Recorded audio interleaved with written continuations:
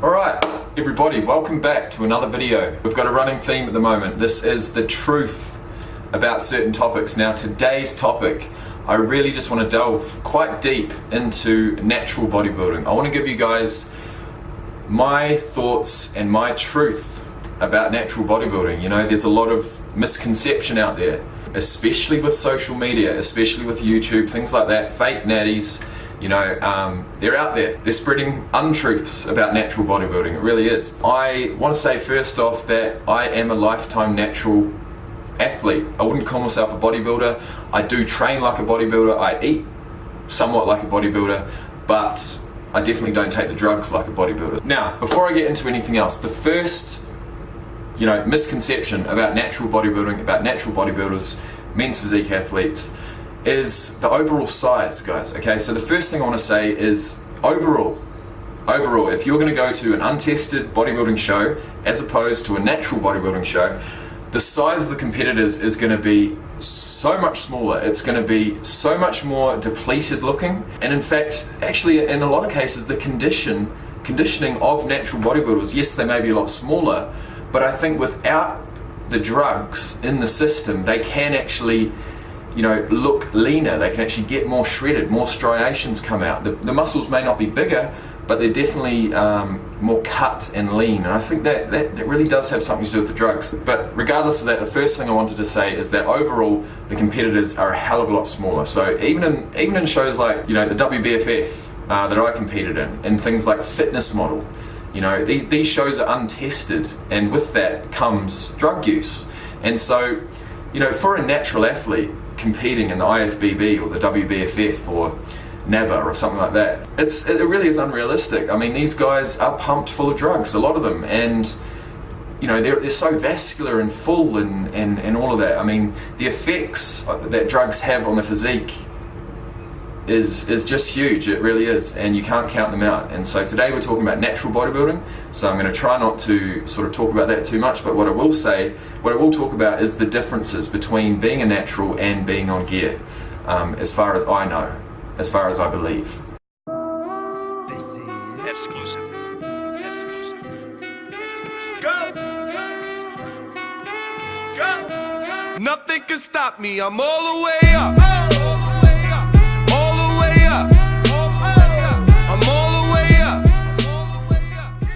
So, if I was going to jump on a bodybuilding stage and I had pretty good genetics, I had more muscle than I have now, I'd still be under 200 pounds. I'm 6'1".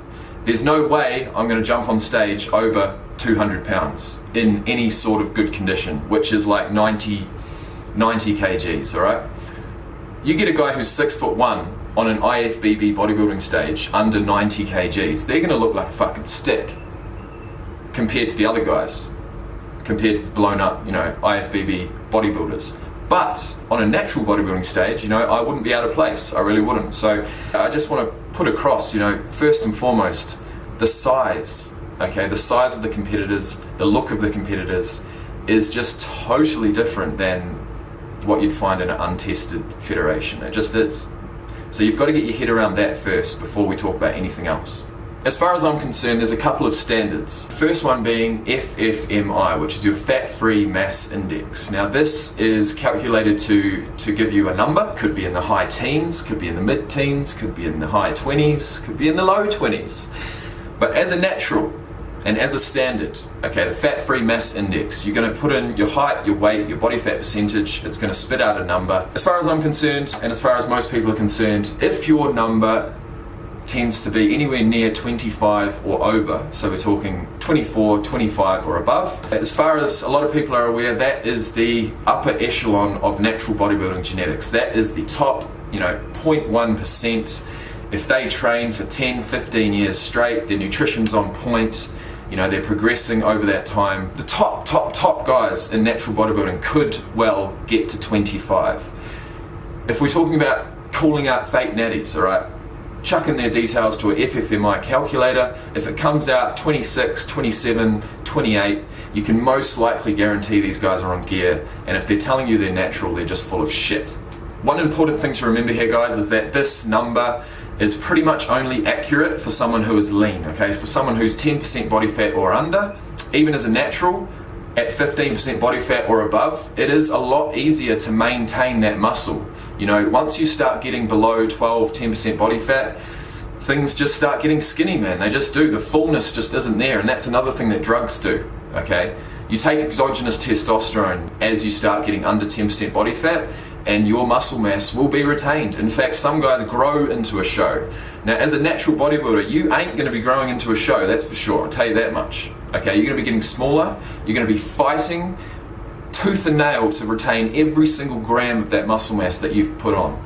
All right, and it's not easy. It's completely different. And so, fat-free mass index is really only accurate for someone who's 10% body fat or under. Now, I did call anyone who's above 25 and says they're natural as a liar. I don't want to say that. You know, personally, I have always been a big believer of the fact that you are innocent until proven guilty.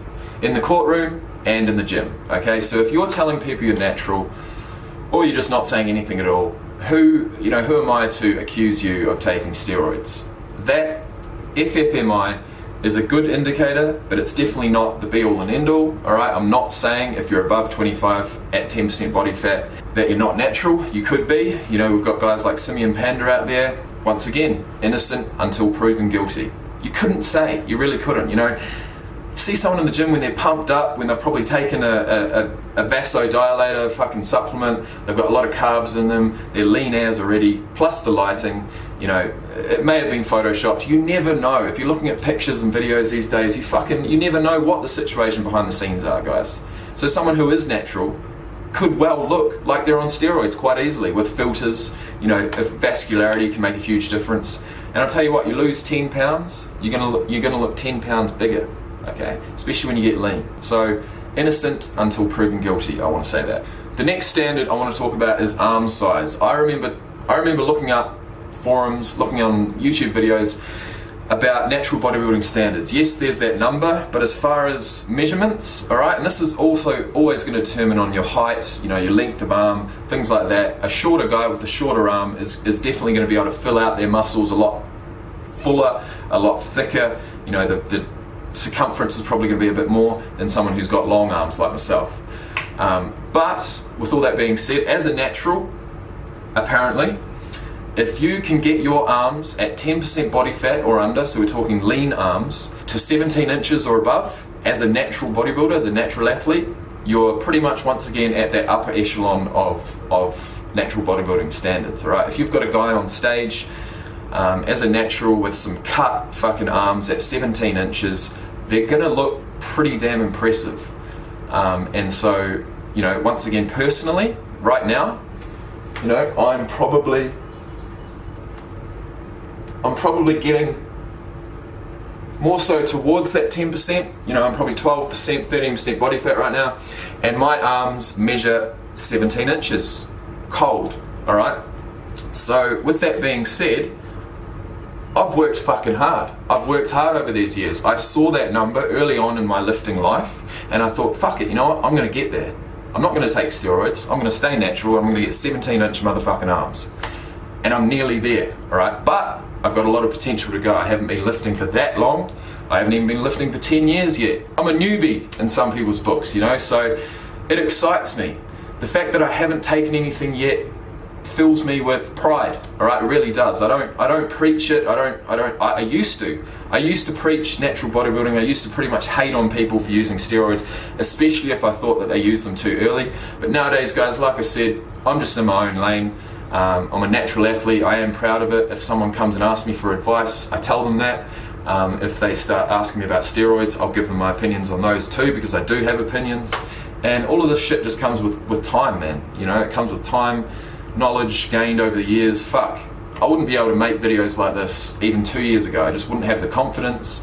But now I feel like I do, so I hope you're getting something out of it. You know, guys, natural bodybuilding as a whole isn't all that different from enhanced bodybuilding as far as I see it. You still got the training, you still train just as hard, you still got the diet, of course, the food, protein, carbs, fats, fiber, sugar, fucking supplements, you've got creatine, all of that stuff. The only thing that you're not doing, you're not fucking jabbing yourself. So with that being said, whether you're a natural or an enhanced athlete, I think the one thing in the gym, especially with training, that is definitely the most important, is intensity. Okay, one word, intensity.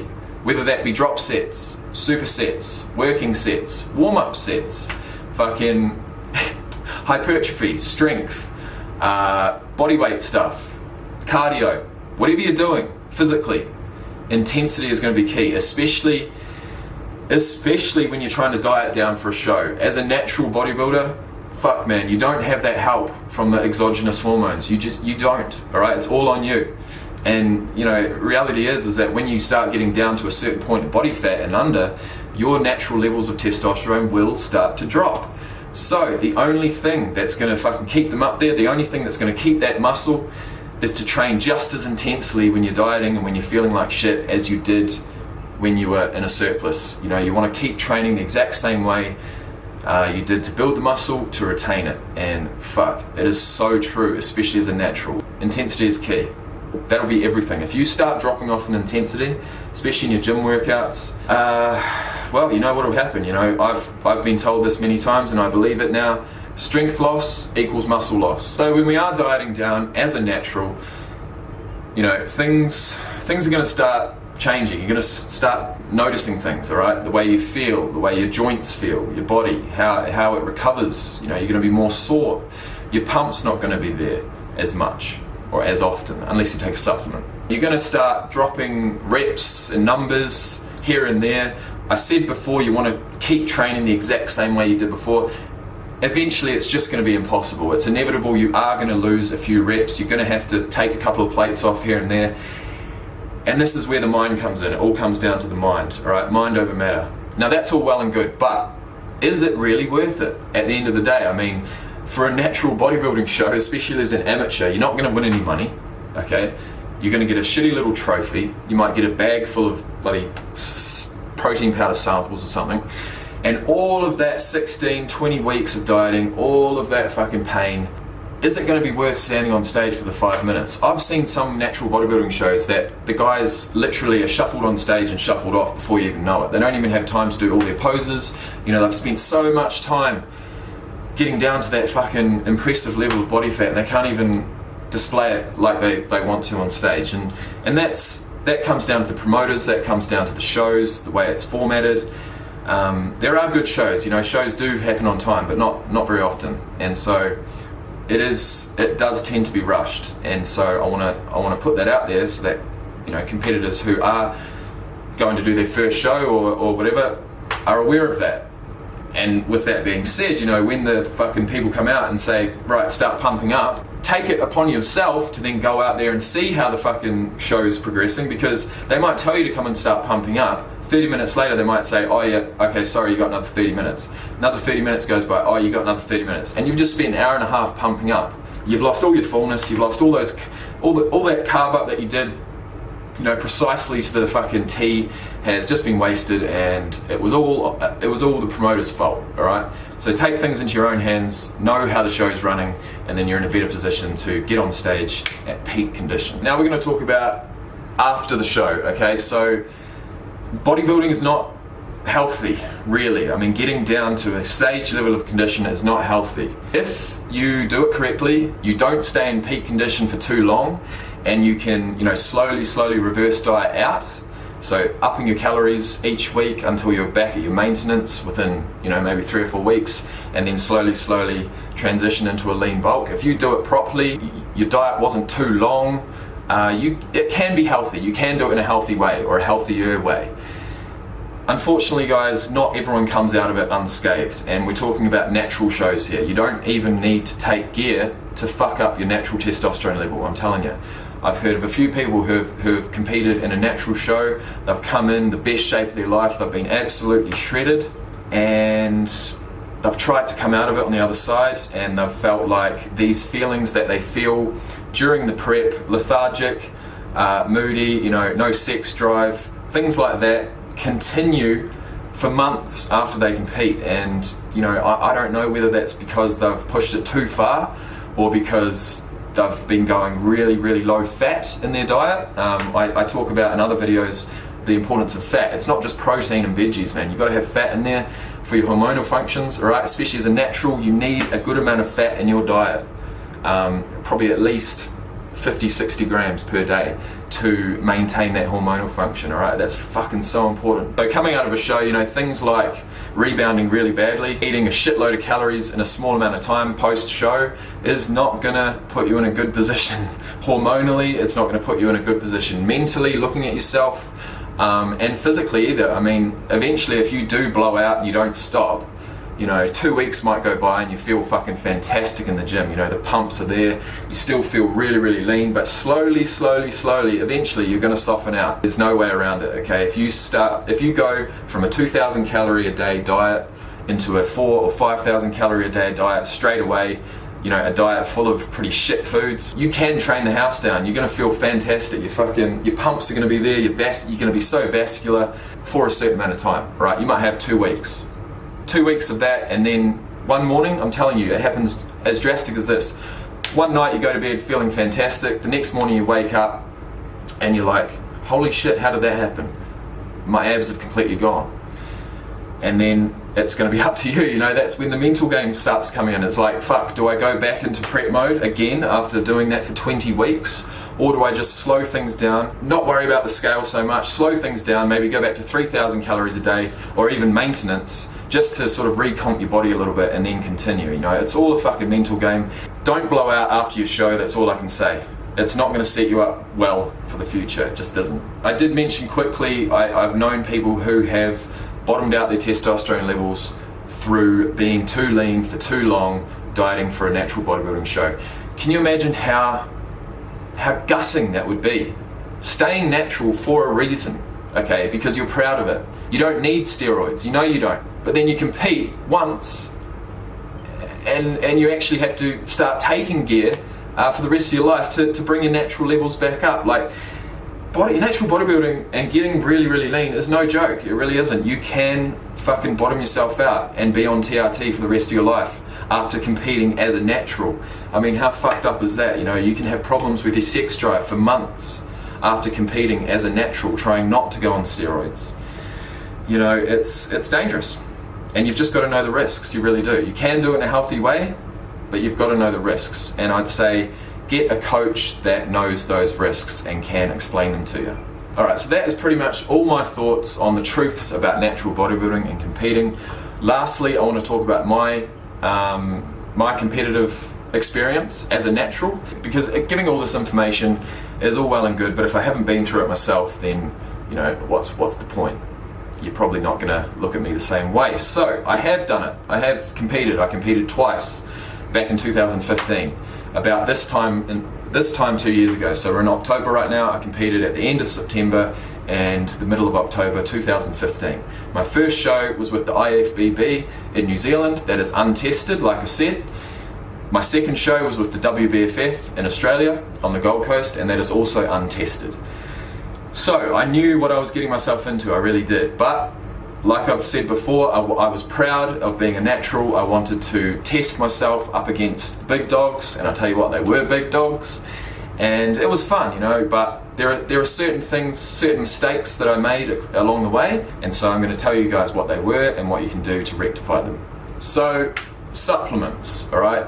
Training and nutrition is key, but supplements can help, especially being a natural. You know, anything to give you a nice pump, or, you know, keep a bit of fullness in the muscle, feel nice and tight so my muscle connection is there better, is going to help, right? So there's 2 supplements I take now, and, you know, every single time I cut, I didn't take them when I was cutting for my show, which is absolutely ridiculous, because the 2 supplements I take now, guys, are creatine and a pump supplement. Now, I don't take a pump supplement every single workout. I wouldn't take it on a leg day. I probably wouldn't take it on a back day, but for something that I can actually see in the gym, you know, in front of me working, like arms, for example, chest, shoulders, it may seem vain, all right? It may seem, you know, you can say whatever you want about that, but if you're natural and you're getting lean and you're fucking, you know, you're gonna compete and you're wanting to maintain your muscle mass as much as possible, keep your fucking head in the game as much as possible, anything you can use to keep that is going to help, in my opinion. So creatine, I used to think that I'd only take it when I was bulking because it was going to cause water retention in my midsection, and you know, that was going to put me off and I didn't want to see that, blah blah blah blah blah. mate, any water retention you get, if you're low carb, it's not going to be there. All right, it's just not. And advantages definitely outweigh the disadvantages as far as creatine goes. You know, personally, when I take creatine consistently, I feel tighter. You know, I'll flex like that, and it will feel tight. It will feel like I am flexing. Whereas I flex on a flat muscle with no creatine, it feels totally different. You know, in the gym, creatine can offer you a little bit of assistance with power. Those last couple of reps, I tend to really, you know, fall away with strength in a cut. But if I'm taking creatine, it can help me retain those last couple of reps, especially on the heavier weight. Creatine does, you know, retain water in the muscle cells, which makes them look bigger. So mentally, you're going to be looking a little bit bigger. You're going to be pushing a couple more reps in the gym. So, you know, regardless of the physical advantages, I think mentally creatine is huge, especially when you're cutting. The next supplement is definitely going to have to be a pump supplement. Personally, I use one it's called America Labs.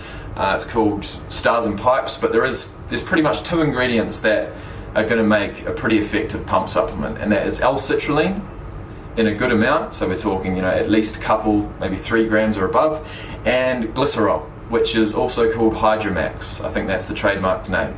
Glycerol, once again, in probably about that same dose. I think both of these ingredients together really, you know, bring out the veins when you're working out, especially, you know, on a low carb diet. Your veins aren't going to be fucking coming out too much. But I swear, I take that supplement, I start doing a few sets with the creatine, and I feel like a totally different person. You know, I remember the sessions I was having nearer to my shows back 2 years ago, and I felt like shit. I felt fucking shit. I felt like I couldn't get one pump, you know, and just taking these 2 supplements has really helped this time. I'm currently about 7 kilos over my stage weight. I got down to about 8% body fat, I believe. So with that being said, I think once I get down to about 8% body fat this time, I should have at least 3 kilos of muscle mass on my previous physique, which is, as a natural, as someone who's been training for 7 or 8 years now, that's a success. It really is. You've got to be realistic with natural bodybuilding. Now, the last supplement I use is pre-workouts. I used pre-workouts throughout my last cut, but it is something I want to touch on. Pre-workouts, you know, most of them are caffeine based, okay, but you can get pre-workouts with those ingredients that I said before in them. Creatine, you know, L-citrulline, glycerol. You can get ones with beta-alanine, you know, very high stimulants. They're doing like nootropic shit right now. I don't really know too much about that, but anyways, you know, pre-workouts, they can have a shitload of stuff in there. There's one ingredient that I rely on. There's one ingredient that I feel is safe in moderate doses, and if you haven't guessed, that is caffeine. All right, so caffeine is huge. It's huge on a cut. You know, you do want to try and limit the amount of caffeine you have. I think too many stimulants can really overwork the body. It can overwork the adrenals. Stress factor can be there. It can really raise stress levels in the body, anxiety, things like that. But I do believe that caffeine is an essential part of a cut, unless you're really sensitive to it.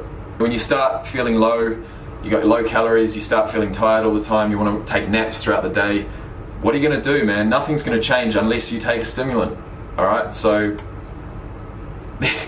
we're talking about natural bodybuilding, guys. There's stimulants out there. There's things like clenbuterol that will really raise your heart rate. It's going to raise your temperature. It's going to raise the rate in which you lose fat. But you're not natural anymore, okay? So, you know, it's up to you whether you want to do that. You want to be a fake natty or you want to be a real one, okay? So if we're talking about natural supplements, we're talking about food, we're talking about training. You know, we've got creatine, we've got a pump supplement, and we've got caffeine. Those are the 3 supplements I am using currently, and I would preach on my clients or anyone I'm going to take through a diet to a really lean body fat percentage when you start feeling the effects of it. Before I go, I want to talk about one diet which you may well use, you may well have been told about, which is keto diet. Okay, so ketogenic diet basically means that you drop your carbs to maybe 20 grams or under per day, net carbs, and you pretty much keep protein the same or lower it, and your fat intake goes way up. So predominantly the fuel you want to be using throughout the day for your workouts, for everything, is going to be fat based. Now, okay, keto has its place, all right? And yeah, you can make some really great progress, some drastic progress if you bottom out your carbs for like 2 weeks. But then, you know, if you continue doing that for weeks and weeks on end, and you continue trying to train in the gym intensely, it's just not going to work, right? Keto has a place, but it's not for athletes. Do you lift in the gym? Do you go and lift in the gym? Have you ever tried lifting on keto? Fuck that, all right? You feel then you're really going to need those supplements to help you out, because you're so flat, you got no glycogen in the muscles, you know, you start losing strength, and it's just not a good time, all right? Someone who's sedentary, someone who sits on the couch all day, who doesn't want to train, they're too lazy. Yes, they can go on keto diets, they can start enjoying really high fat foods, fuck the carbs, you know, that's basically the only thing that's going to be hard about a keto diet is saying no to the carbs. You don't have training to think about, you don't have exercise to think about, all you've got basically is using your brain, and admittedly, a keto diet is more efficient for brain function than, you know, carbohydrates coming into the system all the time, having your blood sugar go up, down, up, down. I feel like someone in the gym, I feel like someone who's watching this video who competes in natural bodybuilding needs carbohydrates to maintain their performance. So being natural, going no carb or low carb is fine. You're going to really start tapping into that body fat, but I tell you what, the intensity in the gym is going to drop, and what does that mean? You know, that hard-earned muscle mass that you spent hours and hours and days and months and years building can be lost just like that. There is such a thing as muscle memory that comes with the rebound period, which structured correctly, like I said before, can really benefit you. But if you go and blow out too fast again, then you just look soft, and the muscle memory, you know, you won't be able to see it basically. So with all that being said, guys, if you're still here, thank you. If you've liked the video, give it a thumbs up. It means a hell of a lot. It really helps. Who knows what these bloody YouTube algorithms are these days, but a like helps with me. It helps me feel motivated to bring out more videos like this, and it helps this video get out to the masses, which is what I want. So if you want to see more videos, please subscribe. Plenty more to come. Natural bodybuilding has its place. I absolutely love it. I always have, I always will. I don't preach it as much as I used to. Being a lifetime natural, I'm always going to support anyone doing the same thing. You know, I'll always support my fellow natties out there. And as I said before, innocent until proven guilty. I'll always say that. Until next time, guys, that was me, Jacob. Hope you enjoyed it once again. I'll see you in the next one. Peace.